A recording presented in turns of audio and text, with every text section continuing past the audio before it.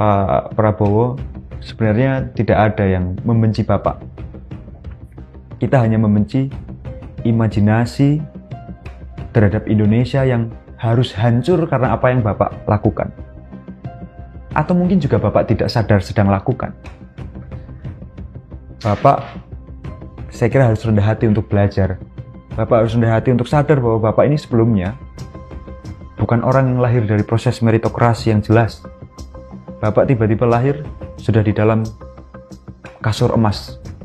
Tidak pernah merasakan lapar, haus, sebagaimana yang lebih dari 60% orang Indonesia rasakan. Kerendahan hati itu penting untuk supaya telinganya menjadi terbuka. Tapi sayangnya memang rezim hari ini yang Bapak pimpin punya kesombongan luar biasa, keangkuhan luar biasa. Dan siapapun yang angkuh, Bang, itu pasti akan jadi orang yang sukmun, bukmun, umyun fahum layar jiun.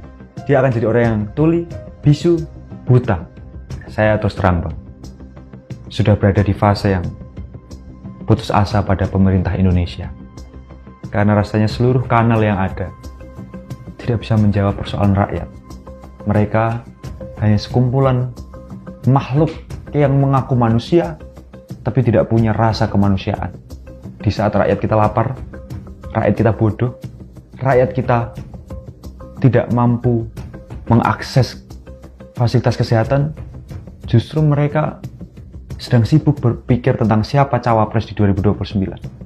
Saya harap penguasa hari ini punya kesadaran bahwa mereka ini sebenarnya hanya buruh outsourcing yang diperintahkan oleh rakyat untuk bekerja 5 tahunan. Jangan pernah merasa republik ini milikmu. Jangan pernah merasa republik ini milik mbahmu. Karena republik ini milik rakyat Indonesia. 280 juta rakyat Indonesia. Bukan 10 orang terkaya, juga bukan 100 orang paling berkuasa. Milik seluruh rakyat Indonesia. Presiden Prabowo menyampaikan ke beberapa tokoh aktivis yang diundang ke Hambalang, saya akan lawan oligarki.